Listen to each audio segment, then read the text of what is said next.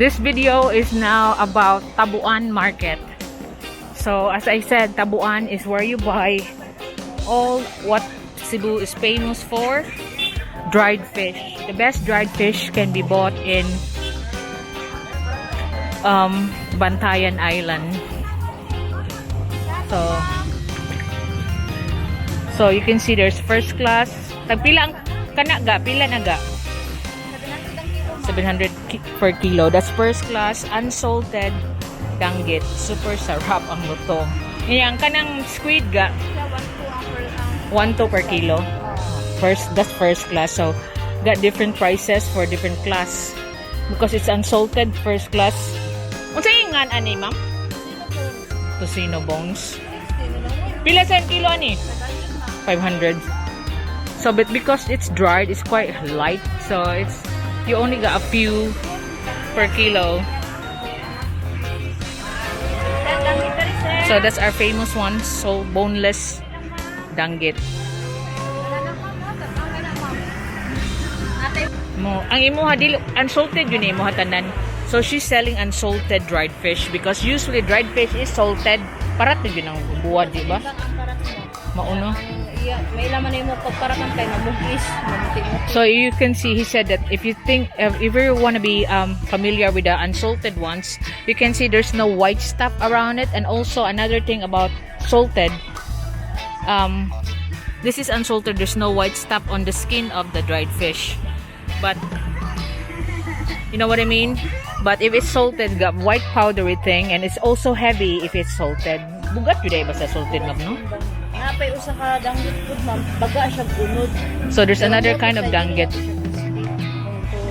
Because they got thicker flesh. Danggits are not crispy. These are the thin flesh danggit. Asa man ni imo gipangkumpra, ma'am? Bantayan. So it's coming from Bantayan Island. Okay, mananaw sa ko, ma'am. Ha, salamat kay ma'am. So another, this one is already, look, bolinaw. That's 350 per kilo. Another one there is 250 per kilo. These are the type of anchovies that's smaller. That's 350 per kilo. Babalik kami dito, mga ha. Ako lang sa gabahan ni mo, uy. Anong nanindamang ka dito? Kagwapa ni mo. I said the lady here is very pretty. Inyuhan yung tindahan, madam? Oh, she's just the sales girl here. Sige nga, aniga? Oh, that's the fish tocino, and this one as well. Pila sang kilo, anaga? 600. And this one? Fish tapa. Fish tapa, the one with red. Pilang kilo, anaga? 600. So both are 600 per kilo. And if you're wondering about the bone, pila imong buwad? Kana 400 for that fish bone. So look. Tagadiin ka gang. Bantayan, ma'am. Bantayan Island, asa dapita? Lawis. Kaya nakoy kang amiga diya, daghang parinti sa Bantayan, Malbago. Malbago ka? Akong papa. Imong papa? Rosales. Rosales.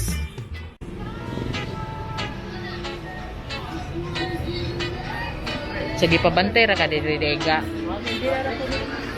Kana bang tarurot sa nga na yung squid nga na tagpila na gang? Wala siya, ma'am, 900. 900 per kilo, that one.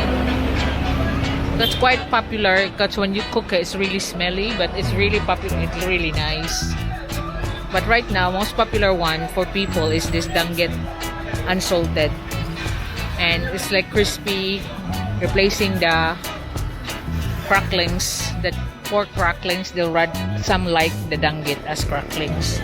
But I'm showing you here as the sample of the anchovies, the different type of dried anchovies.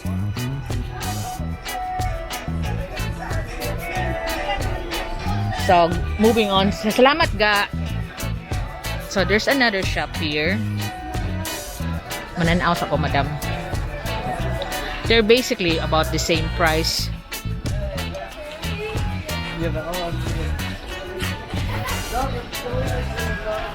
Ang danggit, ma'am. Tanaw sa ko, madam, ha? Dali lang, ma'am. Iba pang danggit, ma'am. Oh, okay. Dali lang.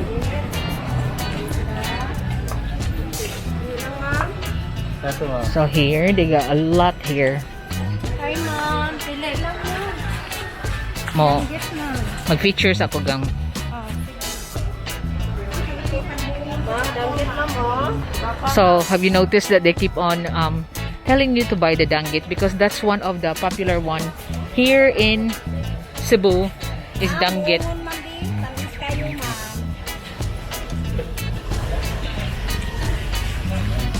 Unsa nga anak ga? Espada, ma'am. Espada. Pila sang kilo ana? 800 ang kilo. 800 for that espada is means sword. That's the swordfish, no? Espada. Ay, ma'am. Palikitag tuwa, ma'am. So it extends on to the end. All of them here in the front are dried fish vendors.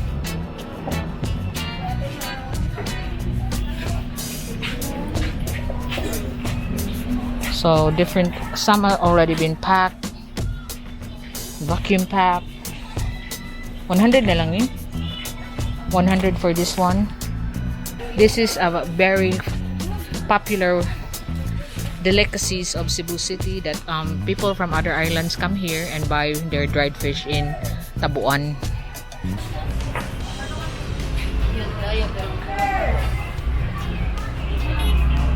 So it extends here, but basically they sell the same stuff.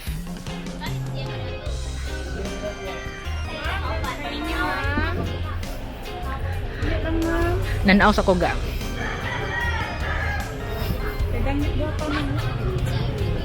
They also got the big fish, big dried fish. Kana pila na gang? Pugapo? 1,000 per kilo. Pugapo dried fish. Tambak, 500. Mo ni katambak?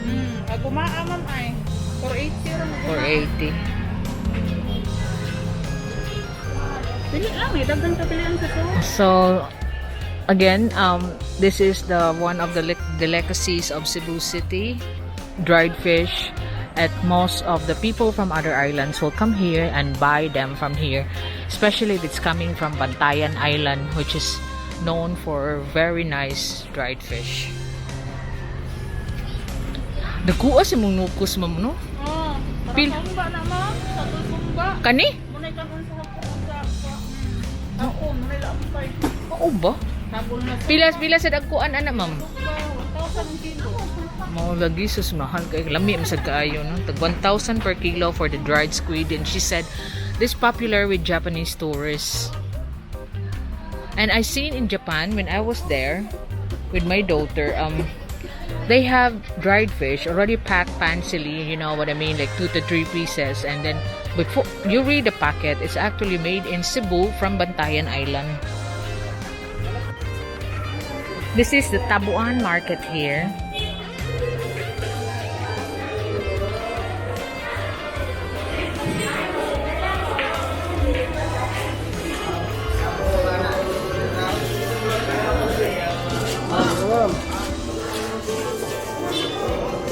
So like most market, you can see all the daily needs of the Filipinos, fruits, vegetables, eggs. And they are also housed on shops like this.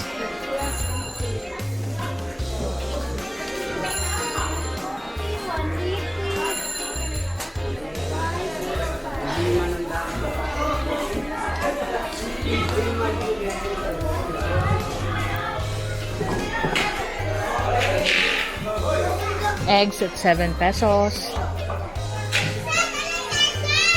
And these are all the meat section around here.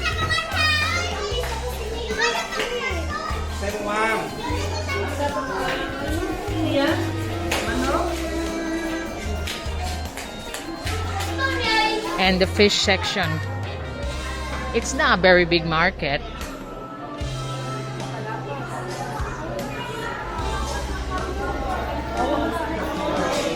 But of course, you can see all this. Ginamos lang eh. Ang gumti sa Kenyan good. Wow, tinabal. Pilang kilo na, sir? 400. Lami ay. So these are the delicacies of the Filipinos. The salted fish, salted shrimp, and of course the dried fish. These are what you call the Class B ones, because what you see there on the front are the Class A. They're usually frequented by tourists. So you go inside the market, you got a Class B dried fish like that. You haven't seen those kind of dried fish there.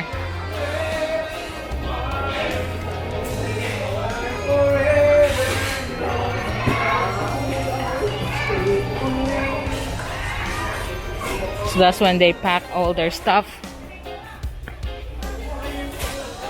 around here.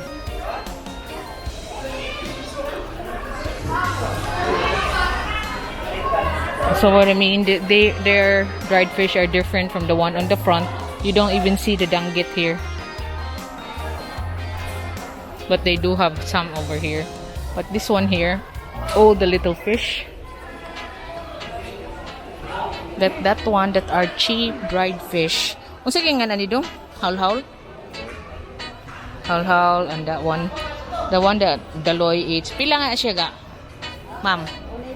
180. They're cheaper when it's the Class B dried fish.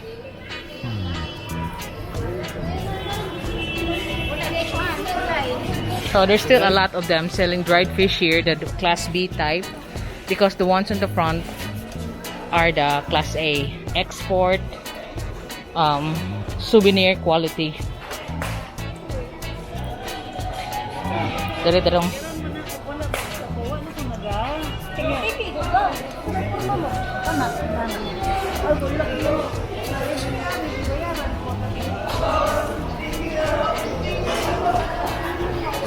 So 180, 150, 180 is the price range.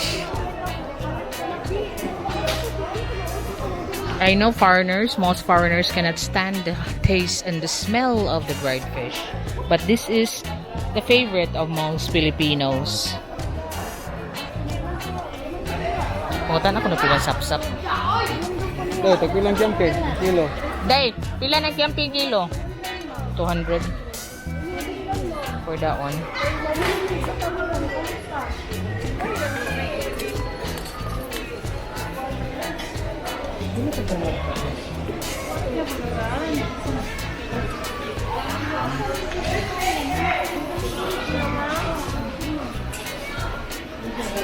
Kanang gagmay dia, tagpila na ga? That one, 150 ka na nas bukag ba? 150.